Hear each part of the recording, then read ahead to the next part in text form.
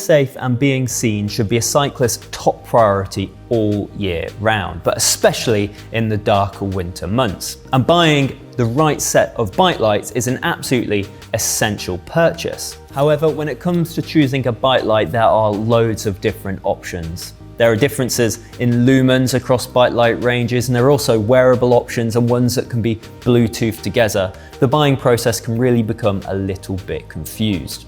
What should you prioritize and how much should you spend? In this video, I'm going to tell you everything there is to know about bike lights by comparing an entry-level set, such as this, to a top-end set, such as this. And I'm going to touch upon things such as lumens and brightness, build quality and design, and modes and battery life, amongst many others. To help me do this, I'm using a range of bike lights from Cat-Eye, and this is because they have an expansive range that offers lights at every price point, and it will be much easier to demonstrate exactly what you get as you spend more money.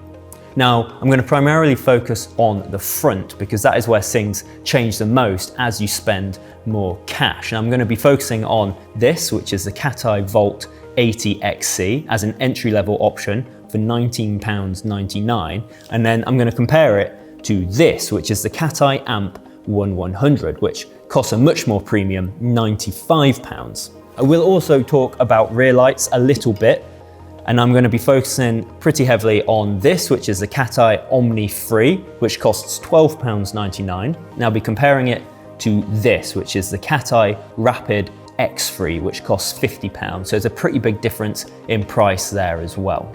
So with all of that aside, let's get into it.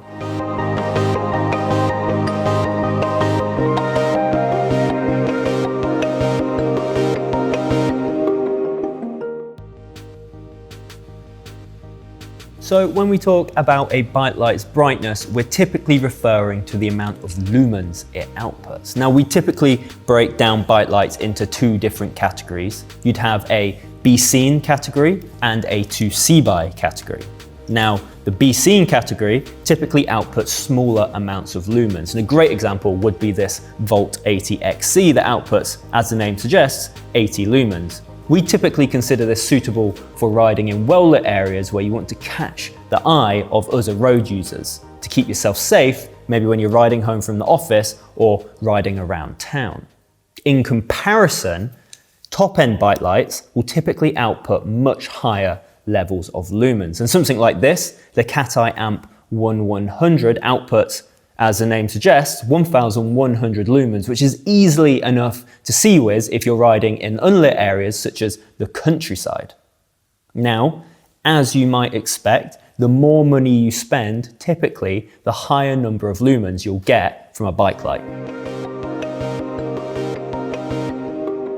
However, a light's lumen output is really only one half of the story. The rest of it is how does the bike light actually use that brightness? And of course, I'm referring to its modes. Now, an entry-level option will typically have fewer modes available to the user, and something like this has just two, constant and flashing, both of which are set at the maximum of 80 lumens.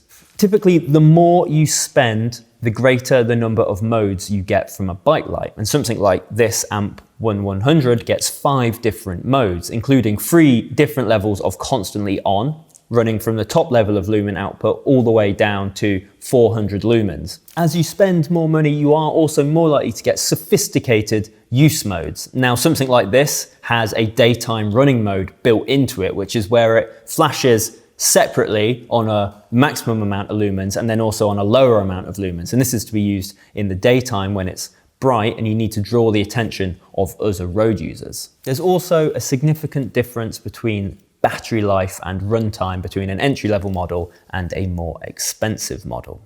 Now, you can typically expect anywhere between 1.5 hours to 5 hours on a cheaper bike light, and that's depending on whether you're using it on constant or on flashing mode. So as you spend more money, typically your bike light gets bigger, and with a bigger bike light comes a bigger battery. Something like this has a runtime of 1.5 hours in its brightest mode of 1100 lumens, and then it can run for an enormous 60 hours in flashing mode. Typically, across cat eye's range, depending on use, you'll get roughly 50 to 60 hours of battery life. Again, battery life will be a big factor for you depending on your riding style. If you're simply going to be riding into town or under street lights, then a smaller option with a lower capacity battery might be better for you. However, if you're going to be depending on your bike light to see by, then you're obviously going to have to prioritize a larger capacity battery to make sure that you can always get home. If I hold these bike lights up side by side, there's clearly a massive difference in their design. I've explained that they sit at the opposite end of the lumen output spectrum, but how exactly does that change their build quality?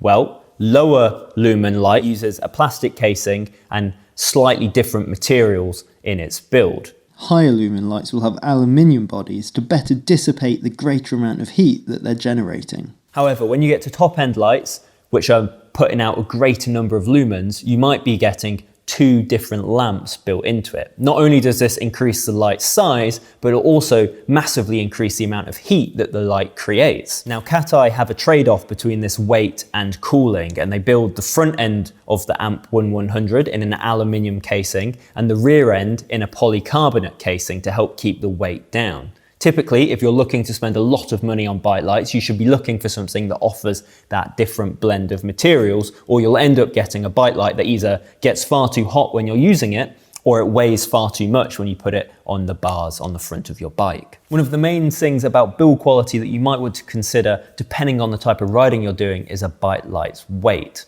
Now, sometimes you don't get that much choice over it, and as you might expect, a lower lumen bike light is going to weigh a lot less, with something like this in a plastic shell weighing just a few grams, all the way to the top end, this half metal, half polycarbonate build weighing 200 grams. Now, a bike light's weight will change across the range depending on its lumen output, with the greater number of lumens creating a bigger light, which is obviously going to weigh that bit more. There's going to be a difference in quality of lenses from an entry level to a top end model. What lens quality affects is how a bike light uses the light that it has available to it. For example, does it spread it very widely? Is it sort of curving or weaker at the edges, or does it focus specifically on what you want it to do in front of you?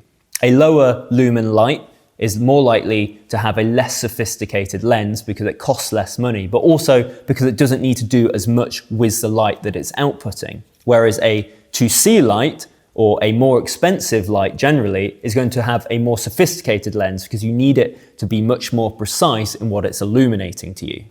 Really, it comes down to use case. If you're going to be riding in the pitch black and you need to see with it, then go for something that has quality lenses and spend that extra cash. Whereas if you're just riding in town, that might not be as much of a priority for you. So a bike light's build quality and design will affect how you charge it as well. Typically, there are 3 different ways to power a bike light. The first is using external batteries, which is much less common on front lights and is rarely seen. The second is using a rechargeable port, usually by micro USB or similar, and this is far more common, especially as you spend more money on the light.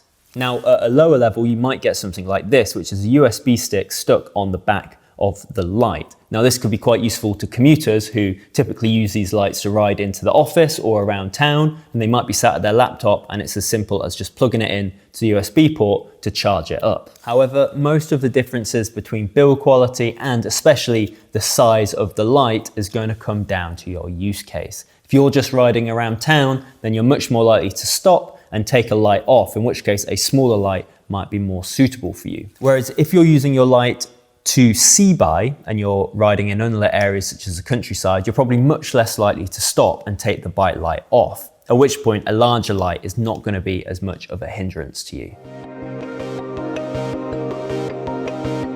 Although it might not typically be your priority when you're buying bike lights, we would actually urge you to take a closer look at how you mount it to your bike, because a light that's fiddly or frustrating to mount to your bike is one that you are never really going to want to use. It also comes into play when you consider how large a light is. Something smaller, such as this Volt 80 XC, requires a slimmer mount that can be twisted around so you can kind of put it in different places on the bike, and it will only use little rubber bungs to strap it to the bike. A heavier light is going to need a much more secure mounting option. It typically will have a wider base plate to put on the bike, and it will clip on separately like so. So you can leave the mount on the handlebars when you want to get off the bike and just slide the light off and take it with you. Now Cateye call their mounting system its flex type mounting system, and it's pretty smart because it can be designed in a way that you can use it with aero bars or bars that aren't the traditional round shape. Now, as you would expect, you'll typically find this on slightly more expensive options, and it's built in across the amp range on all of their front lights. So that's everything there is to know about front lights and how they change as you spend more money. But what is there to know about rear lights? Now I'm going to demonstrate the key differences using this, the Cateye Omni 3, and this, the Cateye Rapid X3. Now these sit at complete opposite ends of the spectrum, and as you can see, there are some pretty significant differences in their design. For a little over £10, you'll get something like this, the Cateye Omni 3. Now it uses 3 LEDs down the center and has just 3 different modes. However, what it does have is a humongous battery life, boasting up to 200 hours. It's powered by external AAA batteries, which are easy to source, but you do want to keep some on hand in case it runs out. It's not as easy as just plugging it in to recharge. However, rear lights do get more modes and alternative functions as you spend more money, and a lot of bike light companies have been focusing on giving lights something called brake lighting, which is just how it would work in a car. So something like this, the Rapid X2 Kinetic, has a built-in accelerometer, which means the light gets brighter as you come to a halt or if you're slowing down when riding along. Now this costs £39.99, so it is quite a premium feature. Finally, at the top end, you're going to get a good balance between sleek design, form and function, as well as multiple different modes and battery life. This Rapid X3 costs £50 and it has 6 different modes, including a smart group mode, which means it dims so as not to blind the rider behind you, as well as a daytime running mode. Really, it comes down to exactly what you want the light to do. Do you want to fit it and forget about it and have something that can run for up to 200 hours and never really leave you in the dark? Or do you want something which is much fancier, has many different modes depending on the type of riding you're going to do? In which case, a higher end, more versatile option might be best for you. So there you go. I hope that this video has helped you understand what you get from bike lights as you spend more money, and ultimately help you understand whether you need to spend a lot of money or a little money depending on the type of riding that you do. If you do have any of the questions, then please do leave them in the comments section below. Hit that like button if you've enjoyed this video, and don't forget to subscribe to the channel because it does really help us out. Now I'll be back soon with some more great content, and I'll see you then.